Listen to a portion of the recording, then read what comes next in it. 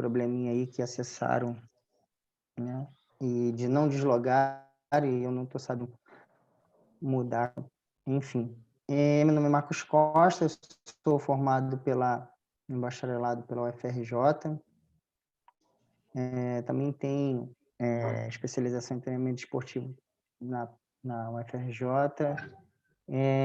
Logo depois eu fui para a Rússia fazer, né, uma especialização, um curso de aperfeiçoamento, de extensão lá, de 1 ano, em treinamento esportivo, desde da formação da base, né, até o alto rendimento. E depois eu voltei e aí fui, enfim, rodei um pouquinho, fui para Roma, fui estudar também, tudo sempre nessa área de desempenho humano, né, Suécia.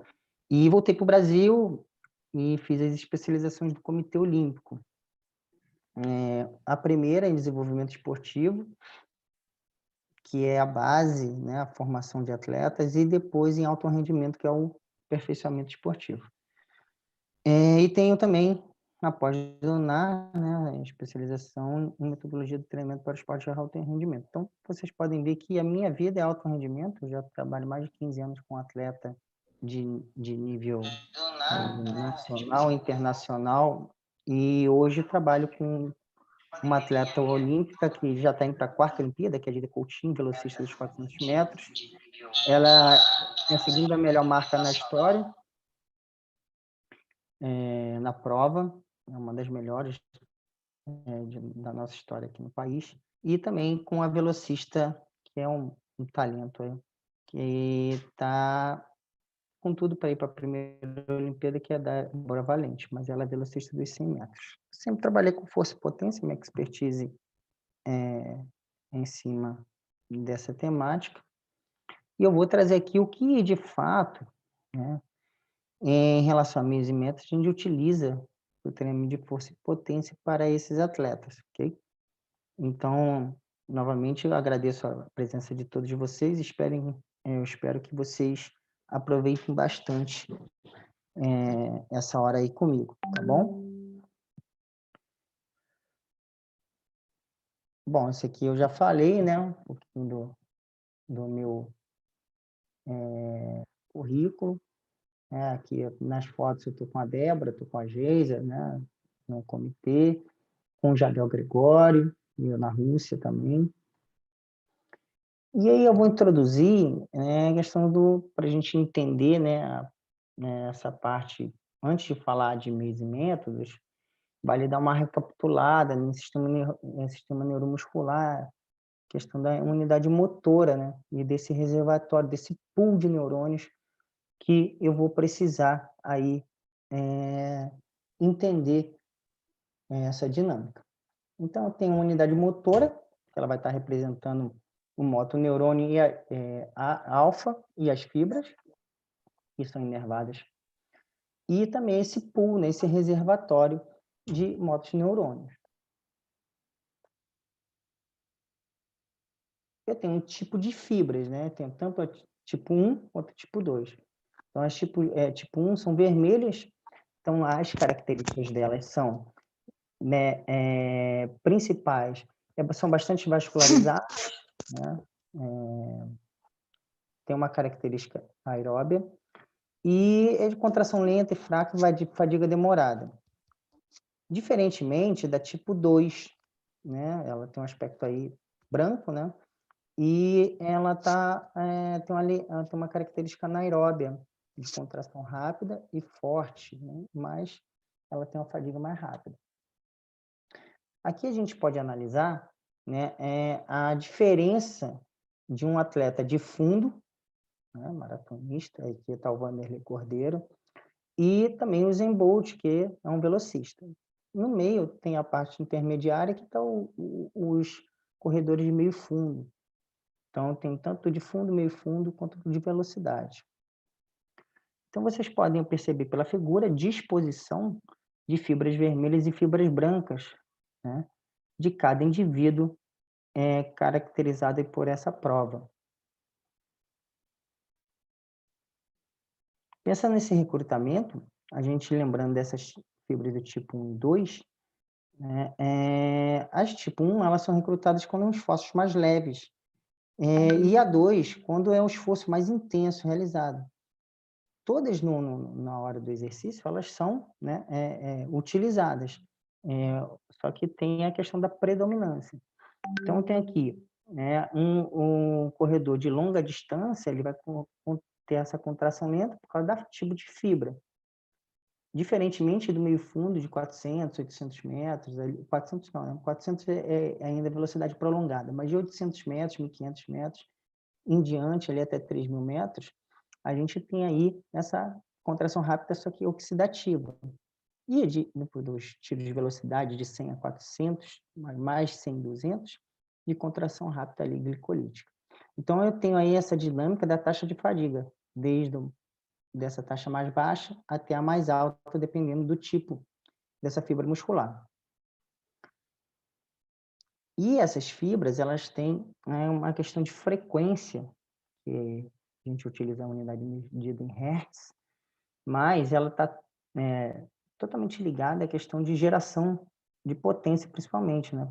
Não sei se vocês lembram essa parte de fisiologia, principalmente de neuro, ela é a questão de impulso elétrico, né? A magnitude desse impulso, na verdade, a unidade medida é outra, é em watts, porém, o quanto, né, essa frequência em hertz, ela vai impactar no exercício de força. Então, se eu tenho uma musculatura onde eu tenho não só uma quantidade de motoneurônios consideráveis, mas também ela consegue receber uma frequência maior de em quantidade, eu consigo recrutar de uma forma ótima para um exercício, por exemplo, de potência. Então, eu consigo gerar mais potência se eu tenho uma melhor frequência.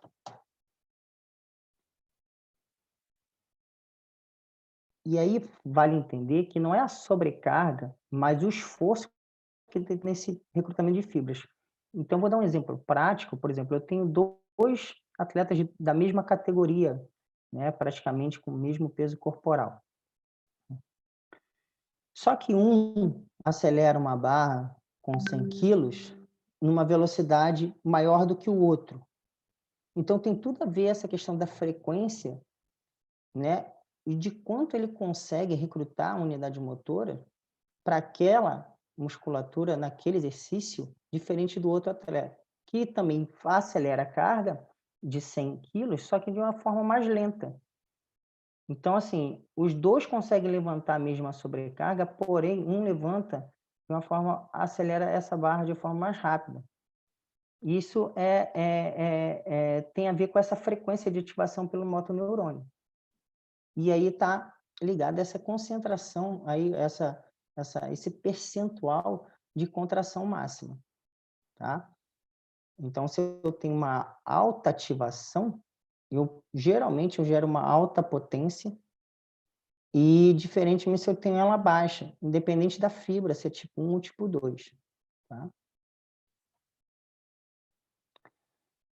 Eu separei alguns slides bem bacanas para vocês entenderem como que funciona no leste europeu. Quando eu fui para o leste europeu, foi uma quebra de paradigmas, né? Principalmente em relação a como que eles constroem campeões olímpicos.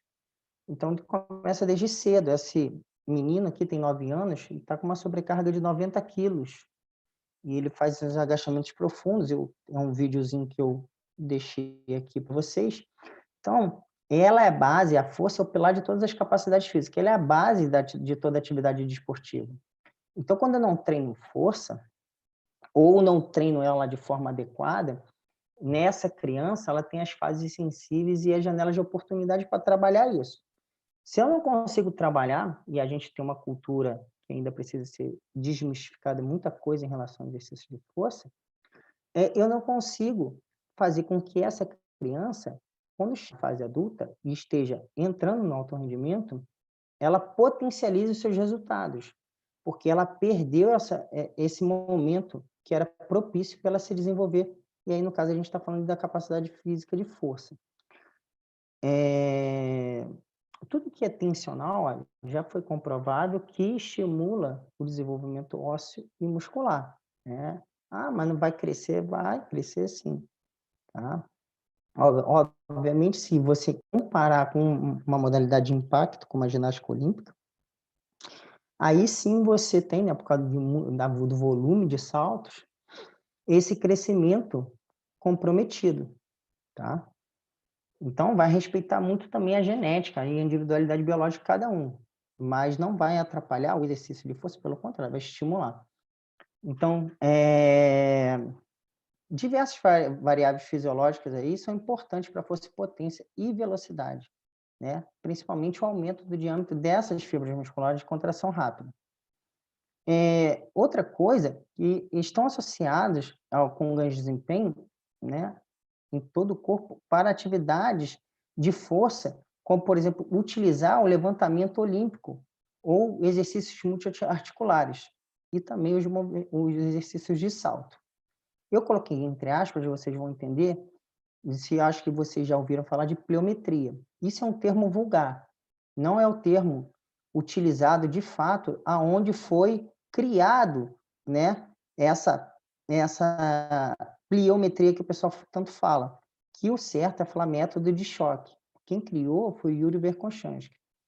E foi traduzido de uma forma errada e propagado, né, esse conhecimento não na sua totalidade, de forma fidedigna. Então, assim, muita coisa se perdeu quando foi traduzido e trouxeram para o Ocidente. Melhorou muito, né? Porque, assim, o acesso ao conhecimento, a Rússia, ela se abriu um pouco mais, principalmente a Rússia, e diminuiu muito, né? A própria Natália Verkhoshansky, que é a filha do Yuri, ela ajudou, né? Na verdade, muitos trabalhos que foram traduzidos de forma errada, traduzir da forma certa e corrigir esses erros na literatura.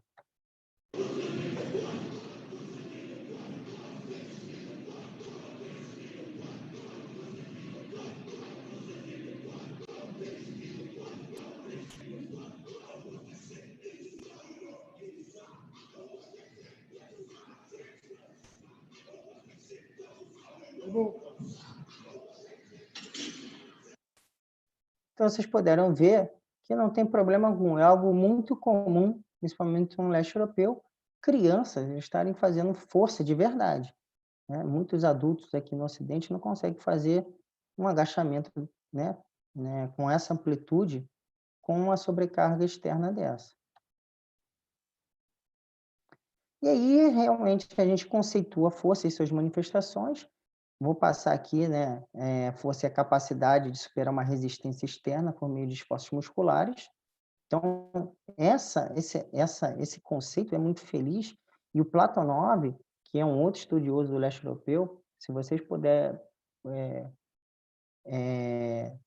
ter acesso à literatura do leste europeu, o livro dele, Tratado Geral do Treinamento Esportivo, está traduzido em português, é um livro bem volumoso, mas é de uma fácil, eu acho que o Platonov, ele conseguiu, né, trazer esse conhecimento de uma forma bem didática, de uma leitura que não é tão pesada como uma Matveev, até Verkhoshansky, que é um pouquinho mais leve, só que é totalmente diferente. Eu acho que o Platonov ele foi muito nessa questão para que todos tivessem acesso a esse conhecimento de uma forma mais fácil e de leitura, né? Então, ele também conceitua que resistência de força é a capacidade de resistir à fadiga em condições onde a utilização de força é prolongada, sendo identificada pelo volume do estímulo. Vale lembrar que resistência também está ligada à qualidade de movimento. Não adianta eu resistir, né, essa fadiga ao longo do tempo se eu perder qualidade. Porque aí a gente, né, supõe que o indivíduo está treinando para ficar cansado somente.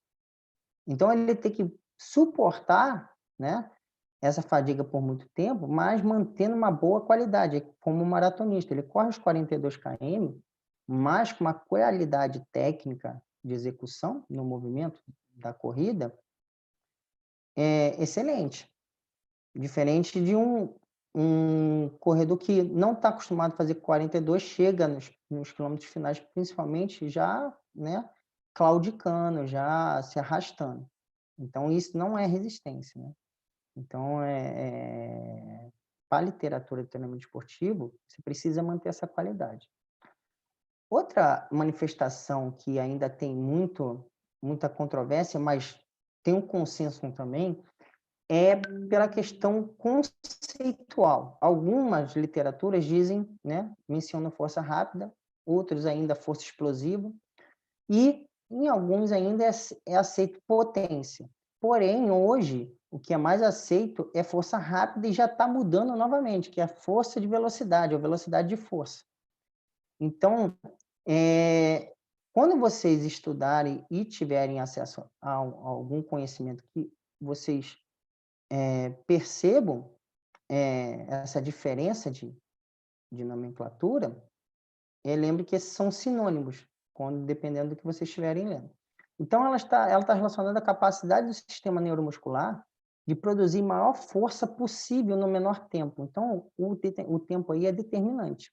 Diferentemente da força máxima ou força pura, que ela vai representar a maior força disponível desse sistema neuromuscular para mobilizar por meio de uma contração voluntária máxima.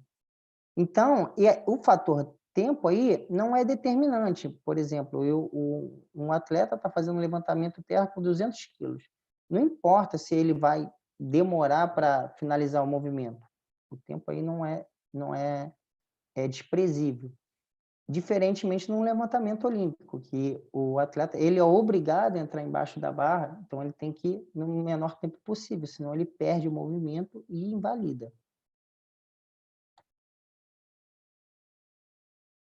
Eu trouxe aqui o Koklaev, né, um atleta que é oriundo do levantamento olímpico, depois de ele se aposentar como atleta, ele foi para outras modalidades de força, como o powerlifting, nesse caso aí, e depois para o strongman. E aí tem um peso, acho que de 417 quilos, em torno disso aí. E aí representa a questão que a gente acabou de falar sobre força máxima, dessa manifestação. E essa força é entendida com relação à capacidade física do homem, né? A capacidade, e o Matveev tem essa leitura mais rebuscada, mais, né, pesada, diferentemente do Platonov. Platonov é objetivo e direto. Para você ler a literatura do Matveev, é algo que, para vocês terem uma ideia, até hoje o pessoal ainda no Ocidente, né, a grande maioria, não entendeu o modelo do Matveev de periodização. E aí abre isso, brecha para muita gente falar que periodização é antiquado, não serve para nada, porque não entenderam e acham que Matveev falou de um modelo. Na verdade, ele falou de uma teoria. E aí pegaram um corte e aí falaram, não, a teoria do Matveev é isso aqui. Só que o modelo dele de carga distribuída é totalmente diferente. Se ler realmente a literatura desse autor, que é o pai da periodização, ele que foi sistematizar a periodização, você vai ver que não é nada disso, e porém é muito rebuscada essa leitura. Então, para ele, a capacidade, né, a força de superar a resistência externa e de uma ação oposta a essa resistência por meio dos esforços musculares. E aí a gente tem aqui um atleta, né, que é o Koklaev.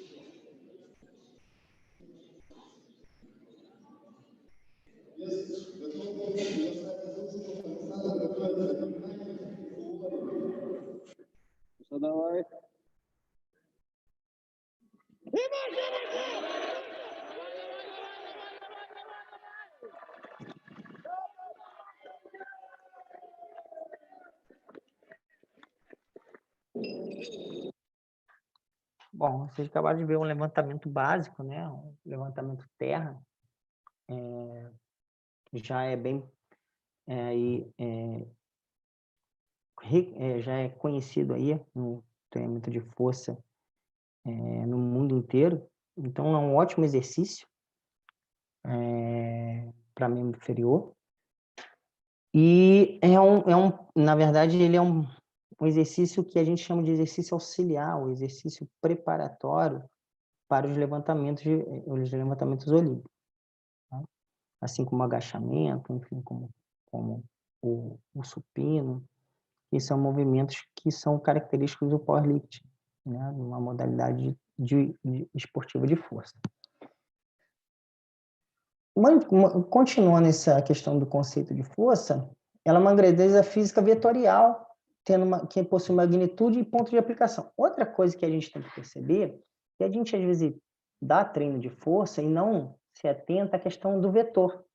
Eu preciso, para um atleta, né, dar direção, dar sentido a essa força aplicada, né? Porque eu tenho que pensar na transferência, eu tenho que pensar na especificidade. Eu tenho que sair do geral para o específico, e para isso eu preciso entender não só do sistema energético, enfim, de outras variáveis que são intervenientes à modalidade e também ao indivíduo, como que ele se comporta diante do treinamento, mas eu tenho que ensinar ele que essa aplicação de força, ele precisa entender como ele aplica ela, porque isso, no final, né, vai impactar no resultado esportivo. Um princípio biomecânico que tem que ser sabido e bem, né, consolidado quando for treinar força, principalmente para atleta, é a terceira lei de Newton, ação e reação. Toda força que aplico contra o solo, né, ele vai me devolver em sentido oposto, né? E se eu não consigo exercer essa aplicação, né, de uma forma eficiente, eu não tenho retorno eficiente. Então, para treinar força, eu preciso, né, ter essa aplicação de forma eficaz, né, de uma forma correta. Enquanto capacidade motora condicionante, né, a força, ela também pode ser definida como a capacidade de superar o seu ponto de resistência externa por meio de esforços musculares, que a gente já falou do Platonov, e ela tem as suas manifestações em um regime isométrico, que é a parte estática, e sem alteração do comprimento dos músculos, do esforço, ou de regime isotônico, que é a parte dinâmica, que tem a alteração desse comprimento. Então, tem o estático e dinâmico. A gente sabe também que a força, ela vai depender, né, ela vai ser influenciada por alguns fatores, como sexo, idade, hora do dia, estação do ano, motivação, tá? E para gerar adaptações, sejam elas energéticas, né, sejam elas neurais, e sejam elas endócrinas. Então, quando eu for pensar no treinamento, e aí eu trouxe esse slide para você pensar, quando você periodizar, né, o ideal é que faça a periodização, que faça a planificação, e a periodização está dentro da planificação. Faça escolhendo, né, entender da especificidade, né, desse princípio tão importante do treinamento, porque eu preciso saber que aquele meu exercício e aquele método meio que eu vou utilizar, eu preciso atender essas demandas aí, sejam essas adaptações energéticas, neurais ou endócrinas. Como o indivíduo vai se comportar em relação a esses estímulos? Bom, diante disso, né, eu tenho a questão, pensando aí no músculo, neural e a parte aí mais histológica, que é a parte de hipertrofia, a parte de força. E aí eu tenho aí a subdivisão das manifestações, seja máxima, rápida ou de resistência.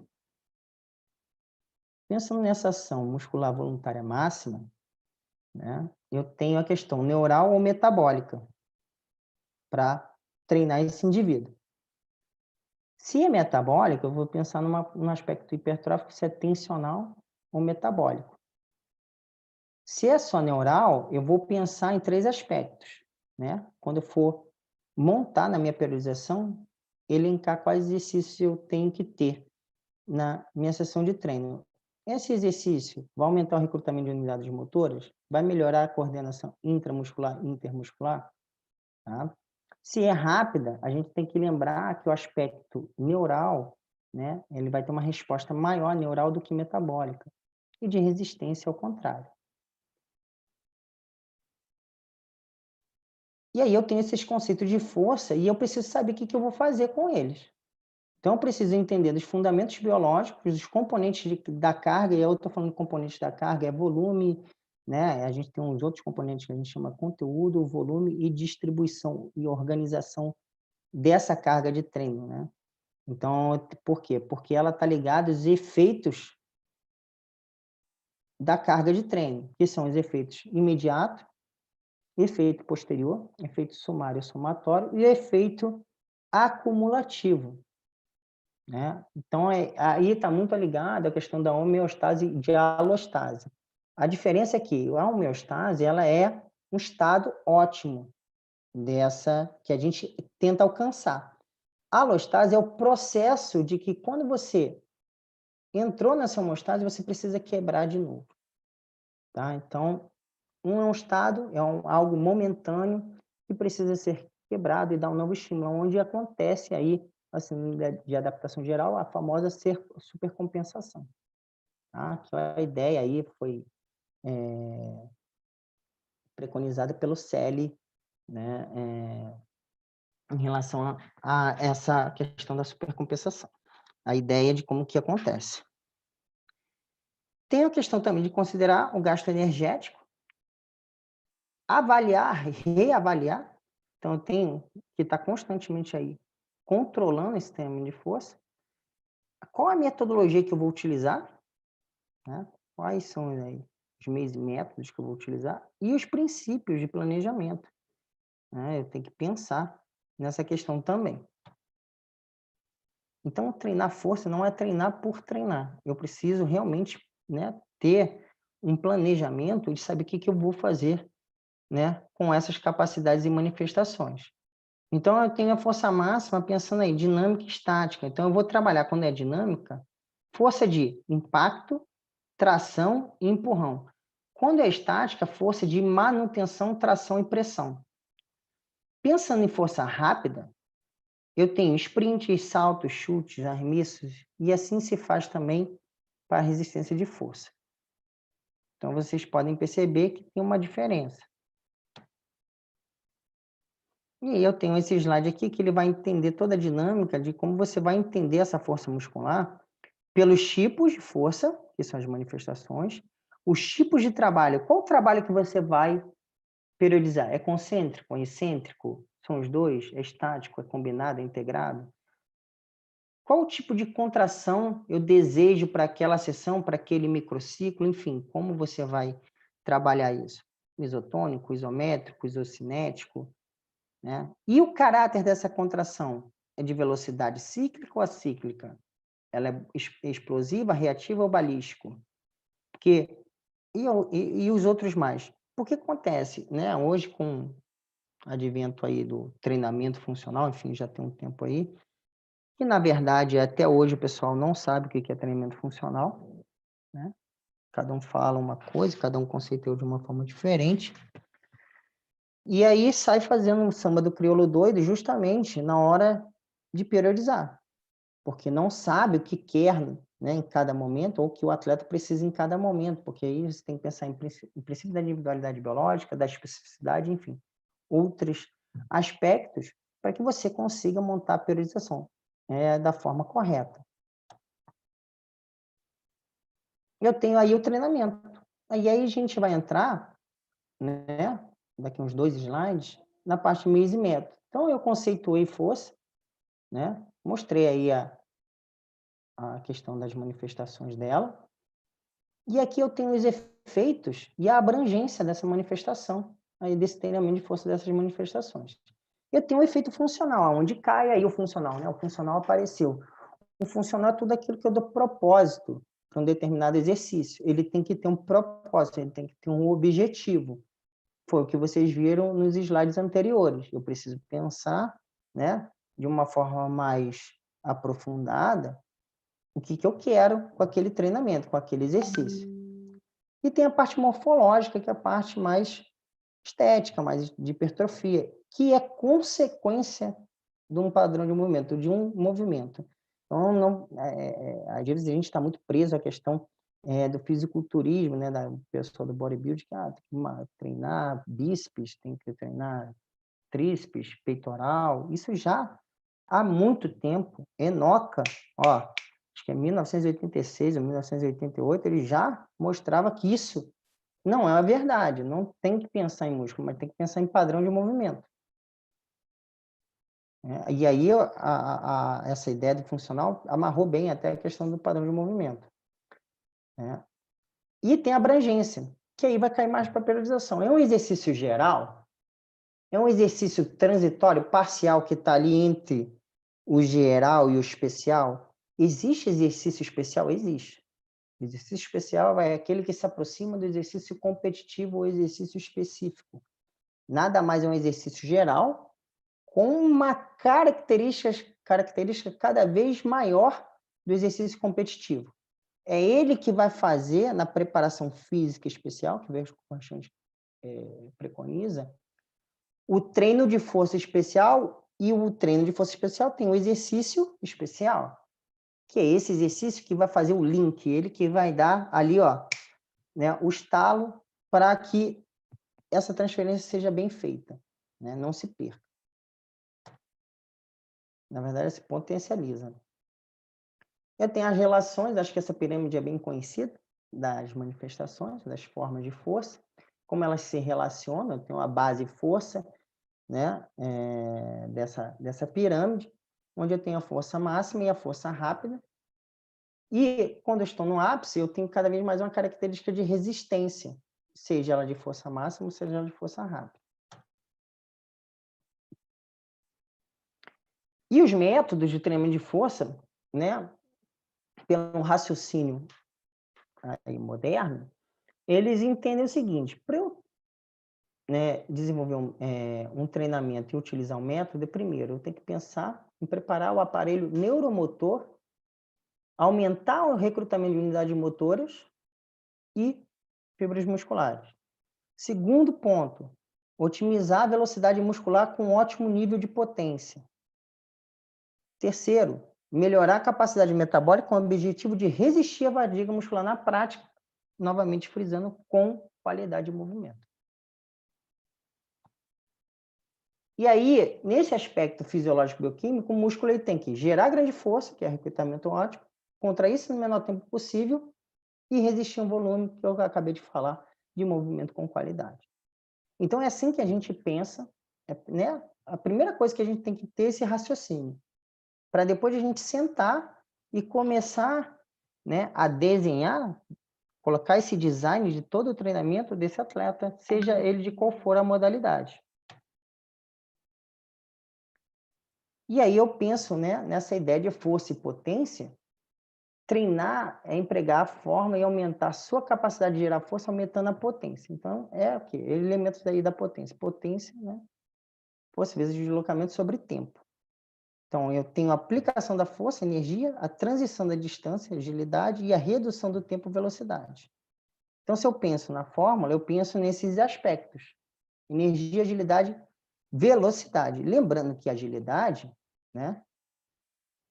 ela está também ligada, a gente não pode ligar o fator de imprevisibilidade, porque senão a gente acaba treinando velocidade de deslocamento multidirecional, não pensa em agilidade, porque agilidade eu preciso da tomada de decisão.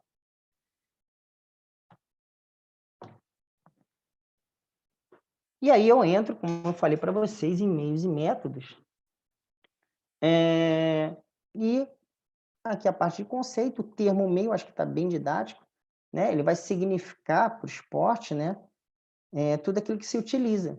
E o método é a forma como é empregado esse meio para atingir determinado objetivo. Então, por isso o meio é o exercício e o método é a maneira como o meio é utilizado. Okay? Para obter o quê? Pensando na obtenção dos objetivos. Eu tenho alguns métodos, eu não vou falar de todos, mas eu acho que o único que eu não consegui aí trazer para vocês alguns exemplos que a gente utiliza é o, não sei se vocês já ouviram falar no método buffer, que é um método de reserva, até o Buzichelli, Carlos Buzichelli, tem trabalhado muito no estudo desse método, que é bem interessante, mas a gente vai ver os outros, e eu, quando chegar ali depois do cluster, eu vou dar uma esclarecida mais ou menos como é que é esse buffer. Tá? E tem um método de Isoton, não sei se é conhecido de vocês, foi preconizado pela Celoyan-9, né? Que foi aluno do Verkhoshansky, né? Eu até coloquei o Chapolin aqui, né? Onde, assim, diz ser coach, mas nunca ouviu falar no Verkhoshansky. Por quê? Porque o Verkhoshansky, no mundo todo e na história do treinamento, é o cara dos meios e métodos. Ele é o cara que inventou os principais métodos de treinamento de força e potência para o esporte de alto rendimento. Então, método de choque, que é o chamado vulgarmente de pliometria. Método complexo, que é utilizado aí no Ocidente com a nomenclatura de PPA, potencialização pós-ativação. E o treinamento de força especial. Tem mais um que eu não vou falar porque não é temática nossa, mas ele traz aí o treinamento antiglicolítico, tá? E eu vou falar do outro, que é o método Isoton, que é super importante, né, na questão do trabalho para hipertrofia. Vocês podem ver aqui o Isoton, ele vai trabalhar fibra lenta. Todos os outros métodos de treinamento de força para hipertrofia são em cima da fibra rápida. O Celoyan-9, através, né, de muitos estudos, né, muito tempo com vários, e com atleta e não com pessoa comum, preconizou esse método. Eu tenho até aqui o livro, não sei se vocês conseguem ver, né? Em que ele mostrou, por A mais B, que funciona realmente. Outro método é o GVT, que é bem já famoso aí no meio, que vai trabalhar fibra rápida, mas que é utilizado bastante no alto rendimento. O método Cluster 7, o Buffer, o complexo que eu já falei e o método de choque. Os meios que a gente utiliza são os levantamentos básicos, o LPO, que é o levantamento de peso olímpico, os saltos, sejam verticais ou horizontais, o TFE, que a gente vai utilizar no treinamento de força especial, o exercício especial, que eu falei já um tempo atrás, anteriormente, e os sprints, como que a gente melhora essa questão de aceleração e de velocidade máxima, que vai ajudar, dependendo da modalidade, muito no treinamento. Bom, começando pelo método Isoton, o livro, ele foi preconizado pelo professor Vitor, ele me deu aula na Rússia também, ele faleceu já tem 1 ano e pouco, Celoyan-9, com o objetivo de quê? De promover essa hipertrofia seletiva das fibras lentas, oxidativas. E qual a ideia do Isoton, né? A primeira ideia é que ele preconiza. Eu preciso causar uma acidose, uma alta acidose, né, para reduzir esse pH e assim ter alterações endócrinas, para potencializar uma liberação de hormônio GH. E isso vai propiciar, né, vocês vão ver no slide depois, todas as sinalizações para a expressão de gene de hipertrofia na célula. Tá? E o Isoton, ele não trabalha fibra rápida. Uma das coisas legais é que, por exemplo, o que caracteriza o Isoton, e está em amarelo aí, principalmente a amplitude reduzida. Você não tem relaxamento muscular. Isso faz com que o quê? Cause uma oclusão vascular natural. Não preciso de, né, manguito, enfim. O pessoal inventa umas coisas aí. Né? Tem até o aparelho do Katsu, mas não é achado em qualquer lugar. Mas a ideia é a questão de oclusão vascular, mas de uma forma natural. E consegue fazer isso. Né? A intensidade geralmente é de 10% a 50% de uma RM, né? Para você persistir em exercício durante 30 a 60 segundos, em cada supersérie. Essa supersérie ela varia de 3 a 6. O intervalo geralmente é de 10 a 15 minutos de um exercício para o outro. Por exemplo, se eu fiz uma super série para agachamento, eu tenho que esperar uns 5 ou 10 minutos para que eu recupere e volte a fazer outro exercício, porém esse descanso é ativo. Número de séries, dependendo do indivíduo e da treinabilidade dele, eu tenho de 7 a 12 séries.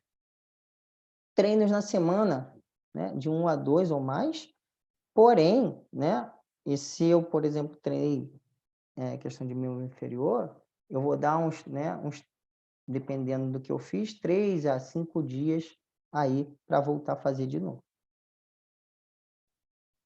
Vale lembrar que o método Zoton, isso é importante frisar, ele não é um método que veio substituir, ele é um método que veio complementar os outros métodos de treinamento de força tradicional aí, tá?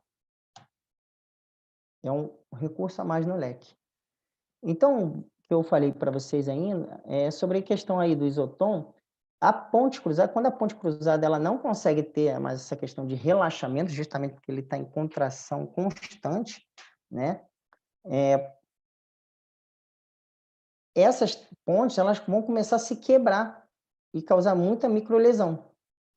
Isso vai desencadear um processo inflamatório grande, e aí vai ativar toda a cascata de sinalização, expressão de genes relacionados à hipertrofia que eu falei anteriormente. Tá? A ideia do Isoton é essa. Para vocês terem uma ideia, a ideia do Isoton é você sentir a sensação de uma ardência absurda. Essa é a sensação. Então, isso é uma característica de quando o Isoton está trabalhado da forma certinha. Importante, tá? A diminuição do pH de microfiltro tem que ser causada nas fibras lentas. Porque na fibra rápida isso já acontece de forma natural. Aí eu tenho aí a organela, aí, a mitocôndria, né? Onde que vai gerar esse ATP. E a fibra oxidativa ela é rica em mitocôndria, tá? Então isso é mais difícil de acontecer. Para isso eu preciso estressar esse meu organismo de tal forma, né? Para que realmente eu consiga trabalhar a fibra e com o método tradicional de força, que vai trabalhar a fibra rápida, eu não consigo. E aí o Celonha 9 conseguiu, através de muito estudo, mostrar que consegue sim trabalhar a fibra lenta para hipertrofia. Bom, eu tenho GVT pensando em hipertrofia, a gente vai sair de hipertrofia até velocidade. É uma sequência natural. Eu tenho aí esse treinamento de volume, alemão, comumente chamado 10 de 10, aonde eu tenho aí 10 séries de 10 repetições, em torno aí essa sobrecarga de 60% a 80% de uma RM, os intervalos de 1 minuto a 1 minuto e meio, dependendo desse grupo muscular que você deseja treinar. E ele é focado para o aumento hipertrófico, aumento da massa muscular. Se treinar o GVT certinho, tem um bom ganho. Né? Obviamente, a gente tem que respeitar o princípio da continuidade. Eu preciso entender quanto tempo, né, eu tenho que trabalhar semanas aí para gerar adaptações. Vou só treinar isso? Não, você vai treinar dar outros estímulos, porém você tem que manter. A eficácia do método, ela está associada ao uso do alto volume em intervalo curto. Né? Isso vai causar um elevado dano muscular. Outra coisa, né, que o exercício esse elencado tem que ser multiarticular. Esses exercícios básicos, como agachamento, remada, desenvolvimento, terra, supino. E para o sucesso desse método, não pode ser realizado até a falha concêntrica. Tá? Então, para que você consiga, né, se manter em exercício durante as 10 séries. Bom, o cluster, que também é bem conhecido, aí eu já estou fazendo uma transição, né, da hipertrofia para a força, é uma estratégia também de força para aperfeiçoar o desempenho de potência em uma sessão de treino de força. Então, uma vez que esses modelos tradicionais, ele não vai levar esse indivíduo à fadiga no final da série. E vai acabar prejudicando o que a gente quer de dinâmica do movimento ali, né, dessa cadência, que ela continue de forma consideravelmente aí pensando na velocidade de execução. E aí, essa questão da manutenção da velocidade é super importante durante toda a série. Então, é uma característica que precisa ter uma atenção maior. Aqui está um esboço, né? Tem um desenho de como funciona o método tradicional e os clusters, né? Então, eu tenho ali repetição 1, 2, 3, 4, 5, 6, 7, 8, do tradicional. Do cluster, eu faço 1, 2, descanso 30, 3, 4, descanso 30, 5, 6. Eu tenho um intervalozinho entre esses bloquinhos que faz com que esse indivíduo recupere, mas mantenha essa qualidade na execução do movimento em questão, no aspecto da velocidade. Então, ele não perde, né, do início ao fim, essa qualidade na velocidade de execução. Tá? E aí eu tenho outro bloco, mais outro bloco. Tem um outro exemplo que eu deixei aqui embaixo em amarelo, que já é utilizado com atletas, por exemplo. Eu não sei se vocês conhecem a Exos Athletics Performance, que ela trabalha, né, com atletas da NFL, NBA, velocistas norte-americanos, enfim, atletas de elite, de velocidade, principalmente, nos Estados Unidos. São centros de treinamento, né? O principal dele fica no Arizona, no Texas, ali em Phoenix, e eles utilizam muito para né, esse tipo de atleta essa configuração de cluster. Ele faz uma série, descansa, uma série de 3 repetições. 1, 2, 3, descansa, isso com 90% de uma RM. E já faz 9, em seguida descansando esses 30. Então, ele faz, né, uma repetição, descansa 30, uma repetição, descansa 30, uma repetição. Porém, esse percentualzinho, ele tem ali um range de variação de 90 para 95 para uma RM, tá? De uma RM. Então, essa é uma característica que também pode ser alterada no cluster. A ideia é ter esses segundinhos preciosos de descanso, né, como se eu dividisse a série inteira em bloquinhos, para justamente manter essa ideia da velocidade de execução.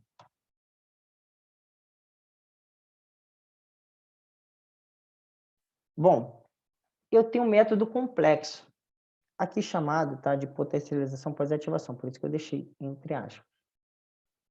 Eu vou colocar o conceito mágico do leste europeu, tá, porque é algo que eu tenho que trazer para vocês novo, fazer um contraponto, né, um contraditório, para aqueles que já conhecem potencialização pós-ativação. Na verdade, ele veio do método complexo, porque o método complexo que foi preconizado primeiro pelo Verconchant, tá? Como uma das formas de organizar a preparação de força especial, que se compreende a execução simultânea e permanente de um conjunto de meios da preparação de força especial unidos com a base de interação imediata do organismo. Como que eu vou trabalhar esse método complexo, professor? Bom, os objetivos. Eu tenho que converter esse trabalho em uma dose programada de influências no treino, né, primeiramente, para mobilizar, em segundo lugar, a corrente potencial energética do organismo em um efeito, né, com o fim de obter um efeito aí adaptativo concreto e essencial.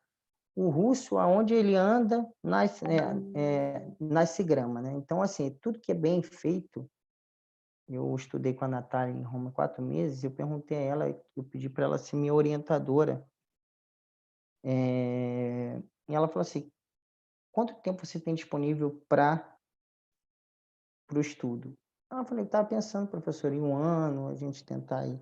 Ela falou assim, ó, em mínimo 2 anos, porque eu não consigo concluir nada sério se eu não tiver um corte realmente longitudinal com esse atleta. Então, eles estudam a fundo, né, por muito tempo, eles entenderem, principalmente no alto rendimento, aquele aquilo que quer ser investigado.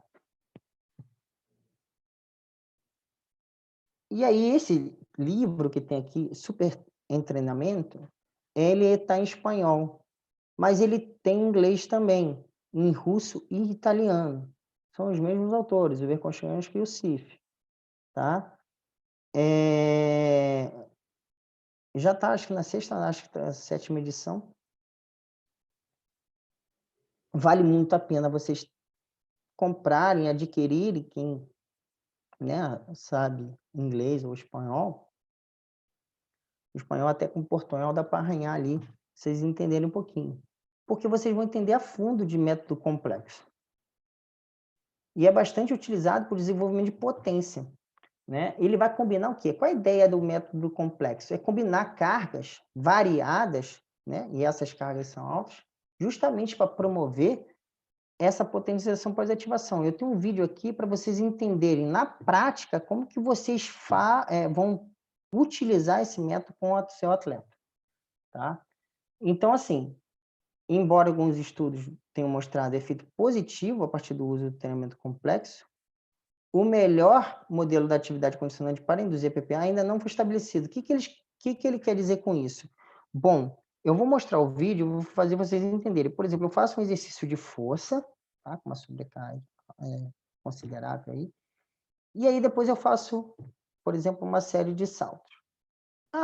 Eu faço logo em seguida? Alguns fazem logo em seguida. Eu posso esperar um minutinho? Alguns esperam. Posso esperar, eu sei que até 3 minutos, né, você consegue preservar essa potencialização. Após 3 minutos, você começa a perder. Então, é o quê? Eu dou um estímulo, né? Eu ativo essa parte neural, né? Excito ela, para que eu possa transferir ela para um outro exercício. Tá? Então, eu vou mostrar aqui para vocês, na prática, isso.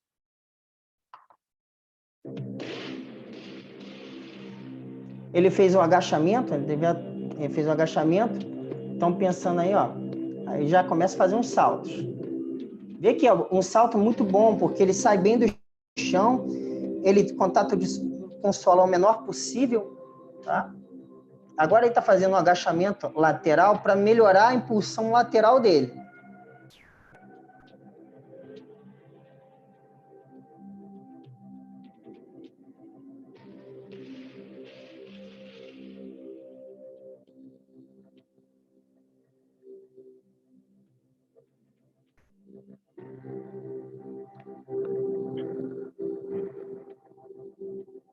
E logo em seguida o impulso vertical.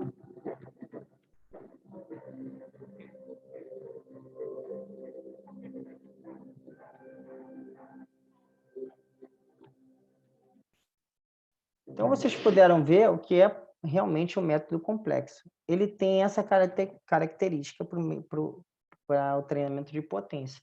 E ele é muito efetivo. Muito. Ele é único? Não. Aí a gente tem que utilizar de outros métodos também, como o de choque aqui, que é a pliometria, a vulgar pliometria. Esse livro é muito bacana, do Verkhoshansky também, Método de Choque, é o quanto o cara salta. Né? E eu conheço um atleta, o Thales, eu trabalho no Pinheiros, e o Kiosk, que é o treinador dele de salto em altura, ele coloca o sarrafo numa altura de 2,5, acho que até 2,10, para ele fazer o salto, né, vertical correndo. Então ele colocava 2, 3 sarrafos, ele vinha correndo e passava por cima do sarrafo com 2,5 até 2,10. Então, a força desse indivíduo, né, principalmente a parte reativa, a parte também elástica, é absurda desses saltadores. Né? Às vezes você pensa até que não é um ser humano ali, é algo de outro mundo. Mas isso, né, o esporte ele vai exigir que o treinamento possibilite isso. Mas utilizando o quê? Os métodos corretos. Quer treinar rendimento e alto rendimento, precisa sair da caixa. Então, o método de choque, a performance de movimento e esportivas, elas vão ver, né, potência muscular, elas dependem disso. E aí, o regime de treinamento com método de choque e o de ciclo excêntrico concêntrico são, né, estratégias aí que vão desenvolver essa questão de potência. Então, quem preconizou foi o Verkhoshansky, né, a questão aí de a capacidade reativa do neuromuscular para acumular energia, ele identificou isso e viu que isso é treinável, justamente para potencializar essa energia adicional numa subsequente contração muscular. E aí hoje a gente vê um monte de gente dando saltinho, pessoal, sai pulando que nem um canguru aí, pula o cone, pula a barreirinha, mas não conhece pliometria, né, entre aspas, de forma aí aprofundada, até porque eu tenho um processo pedagógico, eu tenho uma sequência, né, ao ser utilizada, para que, por exemplo, eu faça um salto profundo, e aí o pessoal do CrossFit utiliza isso direto, né, sem preparar o aparato locomotor, provavelmente vai ter uma lesão, né, o indivíduo não está preparado para aquilo, para potencializar essa questão reativa. Tanto que o método de choque, o nome já diz, né, o último salto é um salto profundo chamado de método de choque. E é o último salto que você vai fazer, que é um salto profundo. Esse livro aqui é a do Nélio Moura, né, não sei se vocês conhecem, é bicampeão olímpico, foi o treinador, né, técnico da Malrimage, meu professor e orientador de TCC no COB, né, hoje no Brasil ele é a maior referência no Brasil, maior referência em saltos e no método aí, vou falar pliometria que fica mais fácil para entendimento sobre pliometria. E aí ele tem esse livro aí no mercado, se vocês quiserem depois adquirir, vale muito a pena. Tá? Então esse método ele tem como premissa básica aumentar a potência muscular a partir de estímulos da musculatura esquelética em forma de choque. O nome é choque porque tem que ter a ideia de repulsão. Quando você toma um choque, né, daquela repulsão. Essa é a ideia, é o menor tempo de contato possível com o solo ou com uma superfície, gerando maior potência possível. E aí você vê os treinamentos, o cara falando que está fazendo pliometria, o cara parece que está, né, quem está saltando é um elefante, o cara, aí depois salta de novo.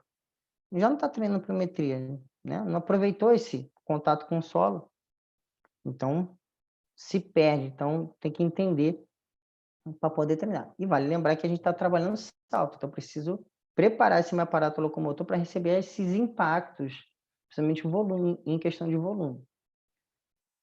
Então ele vai se destinar ao treinamento de força rápida, né, explosiva, potência, e da capacidade reativa do aparelho neuromuscular. Então aí eu vi a Constante aí, 96.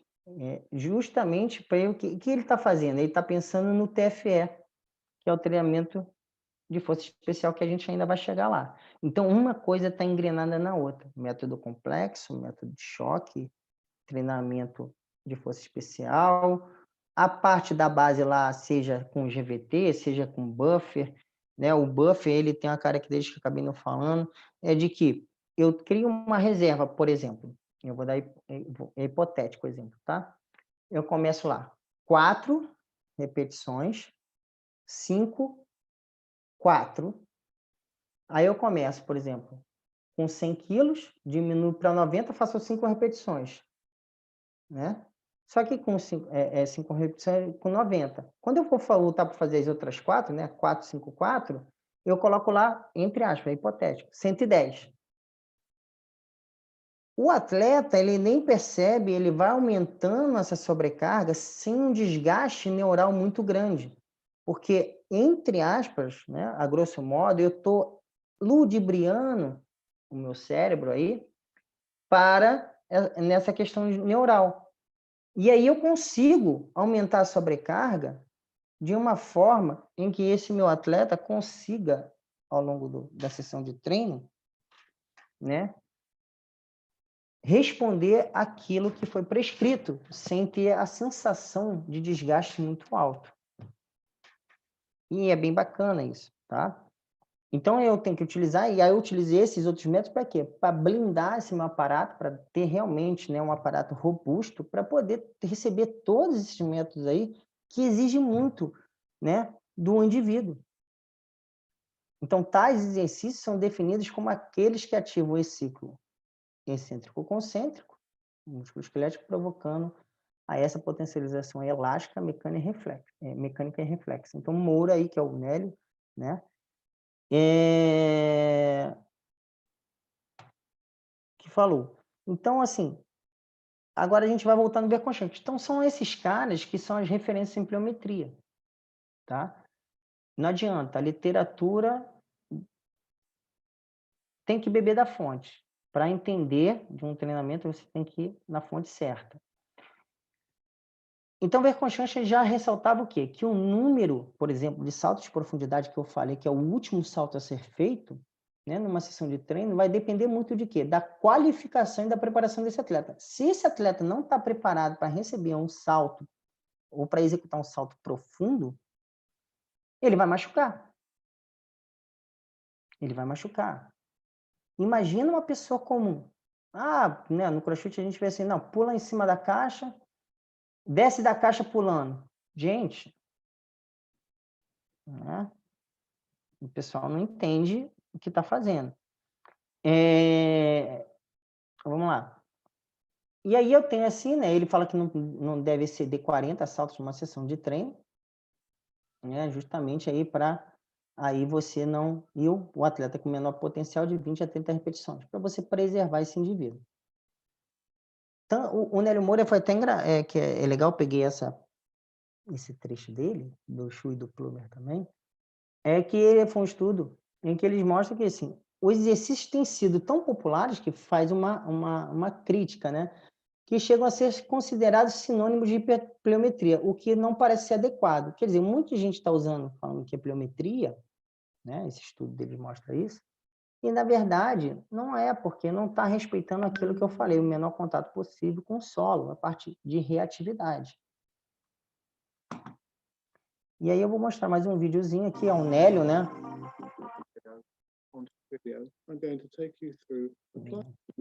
O Nélio aqui, ó. Aí ele treina o Ivan Saladino e a Mauro Imagem, medalhistas olímpicos. E como é toda a sequência aí, né, essa é uma sessão de treino, de educativos para salto, né? Eu vou adiantar um pouquinho, que tem muitos saltos aqui, isso é aquecimento, né? Faz de aquecimento, ó. A gente chama esse exercício de saci, né? Ele vai com a mesma perna e a outra perna não pode tocar. Olha a questão de reatividade. Isso é pliometria. É fazer o movimento certo, executar ele certo para poder ter a resposta correta. Tá vendo? Eles tentam puxar a ponta do pé para o quê? Para ter maior, né, eficiência, não deixar a ponta do pé para baixo.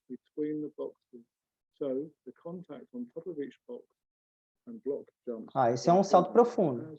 É um educativo, né?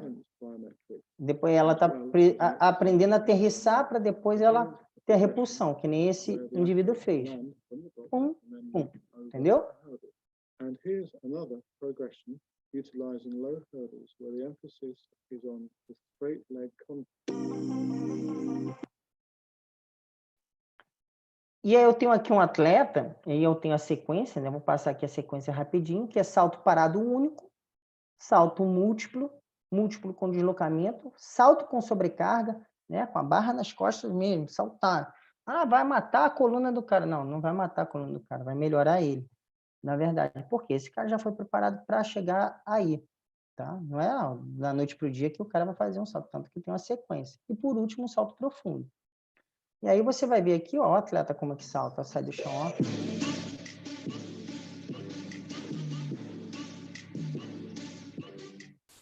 Parece que tá voando, né?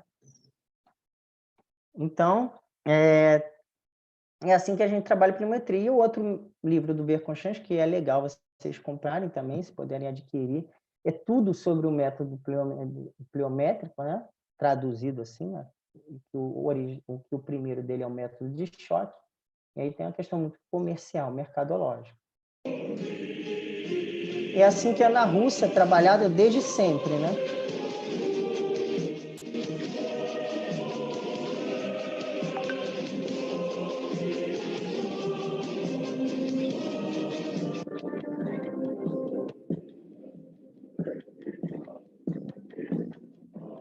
Olha o Saci de novo.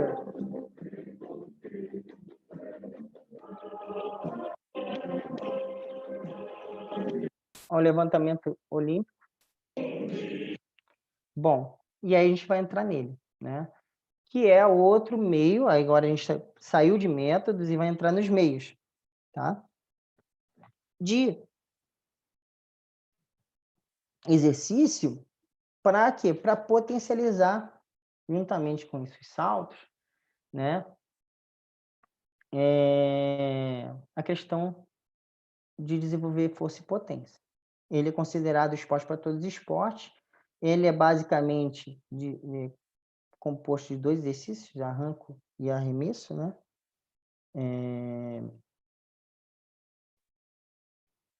Então, a ideia do levantamento olímpico, tem outro livro aqui também, é o quê? Maior força, menor tempo, né? Então, gerar a maior força possível no menor tempo, né? Para quê? Para gerar a maior potência, tá? Então, curto espaço de tempo. Então, esses movimentos, né, demandam uma técnica muito grande para que eu possa realmente produzir. E aí, vale lembrar da questão lá do vetor, eu tenho que aproveitar bem o exercício para eu gerar potência muscular. E, por exemplo, os atletas que bem treinados, eles suportam até 3 vezes ou mais o peso do seu corpo, como aqui, ó. Como que eu começo, ó. 40 килограмм. 40 quilogramas, 40 quilos. Держи. Levanta. Deixa, levanta. Então, começa assim, né? Você vê aqui. Então, ele desafia constantemente o sistema nervoso central. Então, para isso, você precisa de uma concentração, para que haja uma sincronia de movimentos, né? Porque você integra vários movimentos, principalmente a questão de aproveitar a triplo-extensão, tornozelo, joelho e quadril, que é onde realmente você vai ter aquela, né, questão da terceira lei de Newton, de aplicação de força contra o solo, para me devolver sentido contrário. E aí eu tenho eficiência. A maioria dos esportes, 90% praticamente, sai da postura atlética, que é a postura mais ou menos suspensa, né? Onde eu tenho a maior eficiência da tripla extensão. Logo, eu tenho maior produção de potência, eficiência na produção de potência. Então, são exercícios de levantamento olímpico que são inerentes a ele. Então, tudo a ver, incluir ele como meio no meu treinamento, seja qual método que for. Se é um método complexo, enfim. Se é um método lá de choque, eu posso fazer salto com levantamento, né? Então, constantemente, desafio. Como que eu posso fazer salto com levantamento, professor? Coloca, por exemplo, 2 anilhas do lado, tipo de 20, de 25, e aí o atleta no meio, ele vai ter que entrar embaixo da barra, só que ele vai ter que fazer esse salto, né? Ou então uma caixa na frente ou atrás. Quem conhece o levantamento olímpico tem o split jerk, ele vai ter que subir nesses caixotes ao mesmo tempo, né? Então, desafia muito esse indivíduo, melhora todas as questões aí que a gente tem falado. Bom, e o LPO, ele é para todo mundo, né? Ele é muito democrático, ele não segrega ninguém. Desde o mais jovem até o mais idoso, seja atleta ou não. Isso que é bacana, é um meio que pode ser utilizado também por fitness. Mas tem que conhecer bem. O LPO, ele apresenta um baixo índice de lesão justamente pelo quê? Pela atenção na técnica. Então, né, você precisa, né, tem premissas no levantamento que a gente chama paciência. Para quê? Para que esse indivíduo consiga executar o movimento com qualidade, sem o viés de alguma lesão. Esse é um estudo que eu mostro aqui para vocês, né? Índice de lesões a cada 100 horas de participação, né? Ele foi conduzido em 100 escolas na Inglaterra, países de língua inglesa, na verdade, e forneceu uma base bastante significativa aí de vários esportes praticados na idade escolar, e foram avaliados que hoje, né, a probabilidade de lesão a cada 100 horas, né, dentro, né, das escolas, desses esportes praticados nas escolas, o LPO é um dos que tem mais baixo. Ele só perde por tênis e o vôlei lá na questão lá nos Estados Unidos.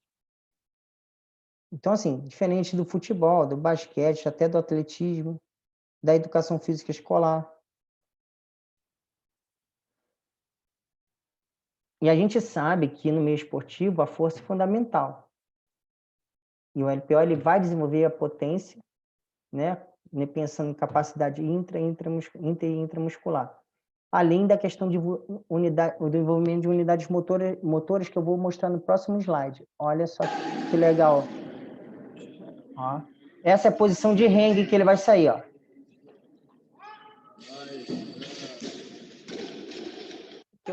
Que eu falei da postura suspensa, é o que tem mais transferência dos esportes, aí, principalmente pensando na velocidade.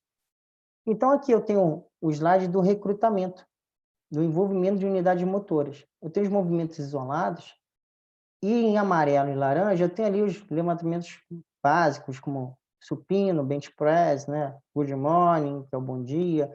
Tenho o deadlift romano, o levantamento de terra romano, o agachamento, o próprio deadlift, que vão gerar ali nesse envolvimento em torno de 45% a 70%. Diferentemente, quando eu falo em levantamento de peso, que eu já começo no power clean com 80% e vou até 100% no clean jerk clássico. Esse clean jerk, eles se aproximam dos sprints máximos, onde eu tenho 95% a 100% do envolvimento das unidades motoras. Então, se a gente for pensar em exercício resistido, poxa, eu tenho que otimizar meu tempo, né? Eu vou deixar de utilizar o movimento isolado, entre aspas? Não. Mas eu vou elencar aquilo que vai realmente potencializar num atleta, né, o exercício mais adequado. E ele pode ser incluído, principalmente, né, se a gente for pensar em como vou utilizar o LPO, que ele tem variações, né? O arranco e o arremesso são os clássicos, mas ele tem vários, tem power, tem hang, enfim, tem umas variações. E aí eu elenco, né, nesse período preparatório, os movimentos gerais especiais, o LPO, de uma forma mais inteligente. Eu tenho a curva de Hill aqui, aquela curva famosa de força, da relação de força e velocidade. E aí, o Sukhumel, ele fez o quê? Ele percebeu que se eu utilizar um exercício X, Y, Z do levantamento olímpico, eu tenho uma característica mais de velocidade ou eu tenho uma característica mais de força. Dependendo disso, eu tenho uma transferência maior para determinada modalidade esportiva. Vale a pena aí, tem a referência aí, depois vocês estudarem, darem a lida nesse artigo. E aí fica mais fácil para o treinador, para o preparador físico, saber o que ele quer usar. Né? Ele fica meio perdido. Pô, tem tanto movimento, qual que é que eu uso? Para que eu uso? E esse estudo ajuda muito aí saber o que você pode usar, né, para um esporte de combate, para um esporte de endurance, enfim.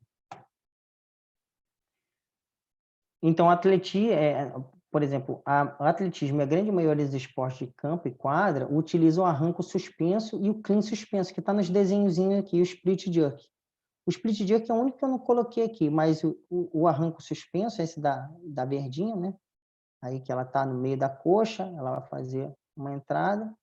Na verdade, é um hang power snatch, né? Ali ela faz, depois o clean suspenso também, que é o segundo bonequinho ali, está na mesma postura de hang, só que é o afastamento dos braços diferentes, só que ele vai fazer um encaixe, que é a primeira parte do arremesso. Para depois sim fazer o split jerk, que é a segunda fase. O split jerk é como se fosse coringa, serve para tudo, tá, gente? Porque é um momento de muita explosão, principalmente para empurrar. O arranco de potência, o power snatch, que já vai vir lá de baixo, não a postura de hang, e o clean também de potência, seria o power clean, vindo do solo, são movimentos que os lutadores devem utilizar, seja ele de grappling ou seja ele striker, né? De soco e chute. Opa, o que eu fiz aqui?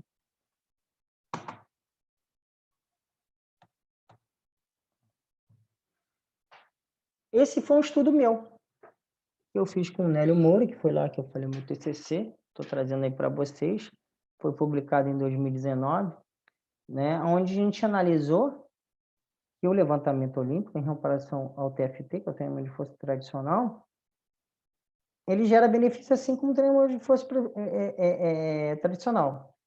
O estudo não teve muito tempo, né, para ser feito, porém a gente encontrou um dado importante, né, que para as provas de velocidade, a gente sabe que 1/100 tira o cara do pódio, né? Para a estatística, para o tratamento estatístico, não fez muita, né? Aí o estudo mostra que não teve tanta significância em comparado ao treinamento tradicional. Porém, quando a gente analisou, né, de uma forma como treinadores, e quem estava na banca até o Antônio Carlos Gomes, que é hoje, né, o maior nome de treinamento esportivo no nosso país, que foi aluno do Verconchães, que é aluno do Mativev, enfim, né, fez mestrado e doutorado com eles. Ele viu, ele falou assim, não, ele é super considerável e significativo porque isso, né, determina quem vai ganhar a medalha ou não. Porque ele melhora a aceleração. Então, teoricamente, quem sai na frente na fase de aceleração, né, aproveita melhor essa fase de aceleração, que é até os 30, 40 metros, numa corrida de velocidade, tem a maior probabilidade de chegar na frente. A gente sabe que tem um cara fora da curva chamado Usain Bolt. Ele sai mais atrasado, porém ele chega primeiro. Mas, né, como toda regra tem exceção, ele é exceção, mas isso é uma ideia bacana que o estudo que a gente fez trouxe e elucidou aí para a gente aí do atletismo.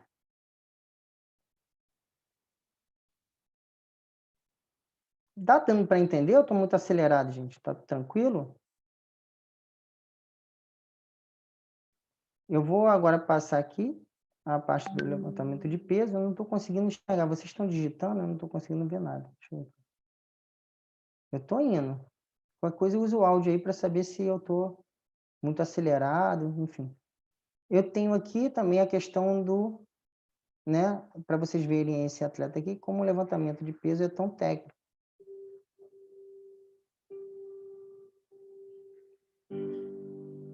Tenho 173 quilos na barra. Ele entra embaixo da barra, a barra está flutuando, né?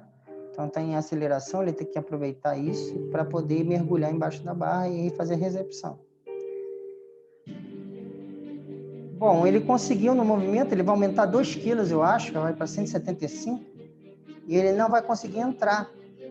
E o levantamento olímpico, ele tem essa característica, né? Não é que nem fazer um supino, que você coloca 5 quilos de cada lado e faz todo torto, consegue fazer. O levantamento olímpico não permite.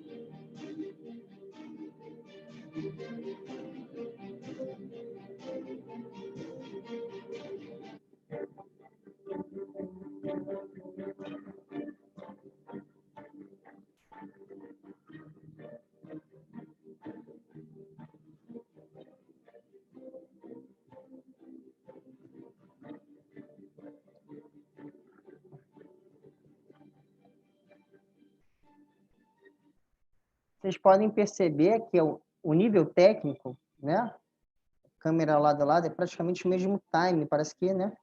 Se repete.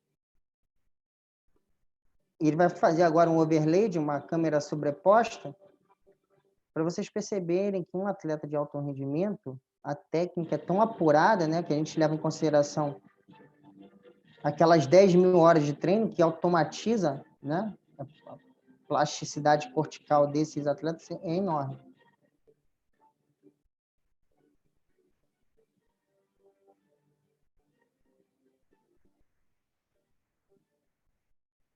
Ó, o mesmo movimento praticamente. Só que o levantamento de peso, ele exige muito do atleta, tá? Mas é o meio que a gente tem que utilizar no alto rendimento, não adianta. A gente vai falar agora sobre o TFE, já está acabando, tá? O TFE é o uso sistemático, né, de um complexo de exercício de força especializado e direcionado para o exercício competitivo. Como eu falei, ele vai se aproximar desse exercício competitivo, né? Então, o gesto motor específico. E ele vai causar melhoria nesse resultado e aumentar o potencial motor, né, levando aí da maestria técnica. né, desse movimento que vocês acabaram de ver aí, que o cara tem domínio, né, do movimento, da modalidade que ele pratica. Esse é um outro livro do Verkhoshansky, tem esse primeiro, que é o manual para coach, né, para treinadores de treinamento de força especial, que é dele e da filha, da Natália. Esse aqui é com o Paulo Roberto de Oliveira, né, em conjunto com ele, que está traduzindo em português. Eu tenho ele por aqui, mas está escondido, nem sei onde está. Tanto livro e, enfim.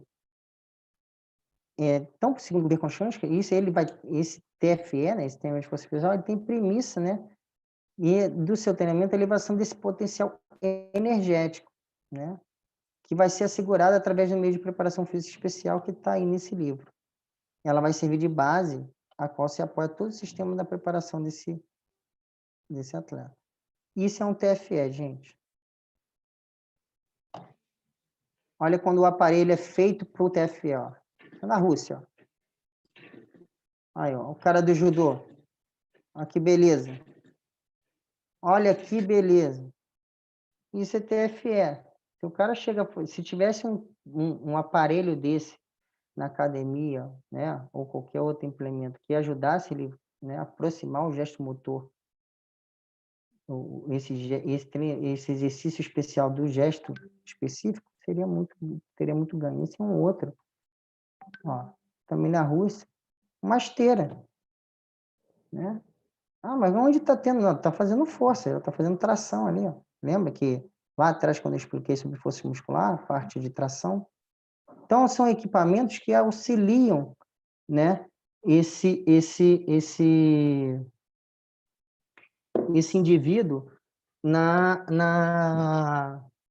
no treinamento de força especial, entendeu? Esse aqui, por incrível que pareça, parece que foi até sintonia de pensamento. A atleta que está aí no vídeo agora é a Geisa, né? Coutinho, a velocista. E ela acabou de me ligar, vou deixar ela assistir um pouquinho a palestra, provavelmente ela vai me perguntar alguma coisa sobre treino. E ela está fazendo um treinamento de força especial, onde ela está tentando reproduzir um movimento em que ela faz de passada na corrida. Então, ela faz o levantamento olímpico, o LPO, tentando reproduzir uma passada com amplitude de movimento. E esse é um outro movimento aqui, o LPO, que vai preparar ela. Ó, ela está andando, tá vendo? Isso aqui em Doha. Esse outro, o primeiro movimento foi no Rio. Então, para vocês verem aí como trabalha o TFE. O segundo, agora a gente vai entrar em velocidade, que a gente tem os meios de sprint, né, que a gente vai trabalhar acelerações e também os tiros de velocidade. Então, o principal requisito motor, né, na verdade, segundo o Weineck, que o foco de todas as modalidades, as capacidades estão ali em satélite, como vocês estão vendo na figura, é a velocidade. Para vocês terem ideia, até para o xadrez a velocidade é importante, porque eu tenho tomada de decisão, né? Quem toma a decisão mais rápido tem a probabilidade de vencer o jogo de xadrez mais rápido.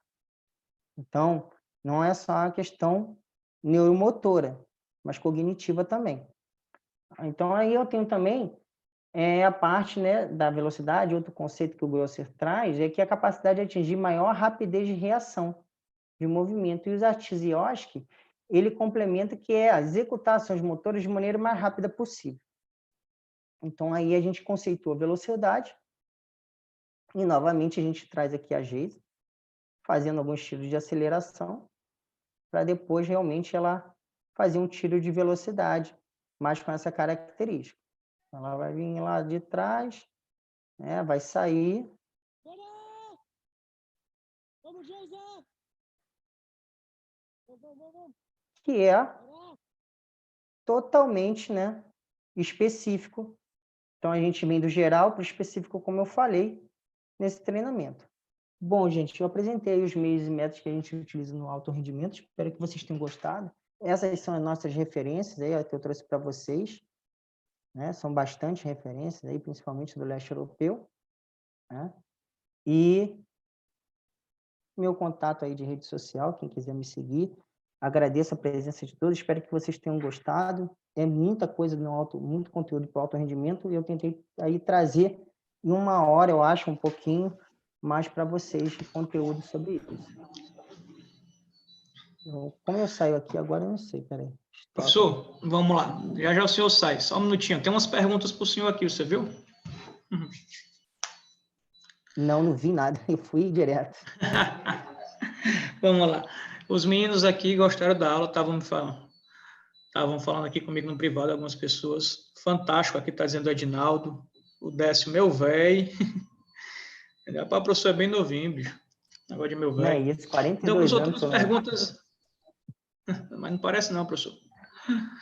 Professor, obrigado. tem 2 perguntas aqui, eu acho que...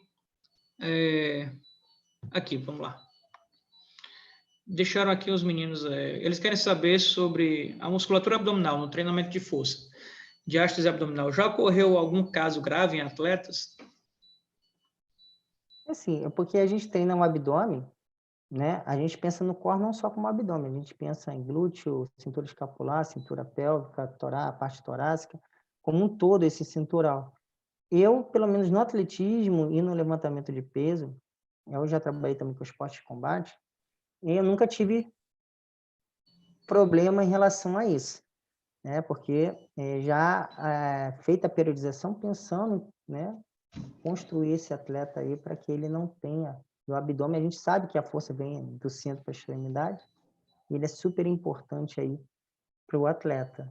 Então, eu, na prática, nunca tive, assim, nenhum problema em relação comigo, né, particularmente comigo. Entendi. E o Edinaldo está perguntando aqui se o treinamento especial, portanto, procura simular o movimento do esporte com sobrecarga. Então, a ideia é essa, né? Mas, assim, é aproximar, não é substituir. Ele vai aproximar, ele não é igual, ele só vai se aproximar. Obviamente, pode trabalhar com uma carga externa ou até mesmo com o peso do corpo, tá? Mas ele não é um movimento competitivo em si. Entendido. Bom,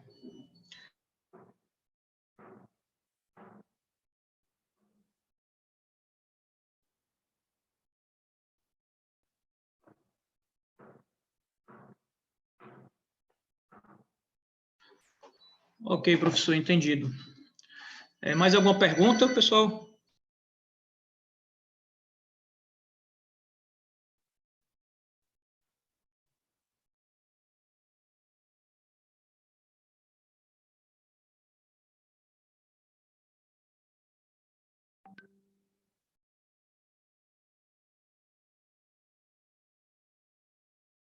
Então, José, a alostase é o processo da quebra da homeostase, que é esse estado momentâneo de equilíbrio do organismo. Então, quando eu periodizo, eu penso nesse estado, que é onde eu tenho, né, aquele determinado platô na adaptação e uma resposta. E quando eu começo a não alterar essas respostas mais, eu tenho que ter esse processo de alostase para justamente quebrar esse estado de equilíbrio e gerar novas adaptações, novas respostas. Entendeu? Que aí é onde eu vou ter essa questão de supercompensação.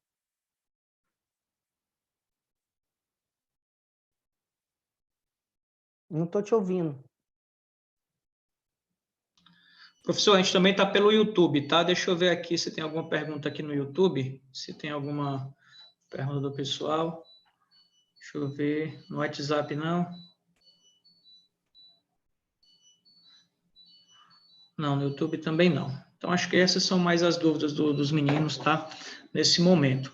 Professor, quero lhe agradecer, lhe parabenizar pela aula, acompanhei aqui. E o Brasil ainda tem muito que evoluir na parte de treinamento. Percebemos assim, uma grande diferença entre a forma que se leva o treinamento na Rússia, não é à toa que eles são uma potência mundial no esporte, principalmente agora quando se tem Jogos Olímpicos.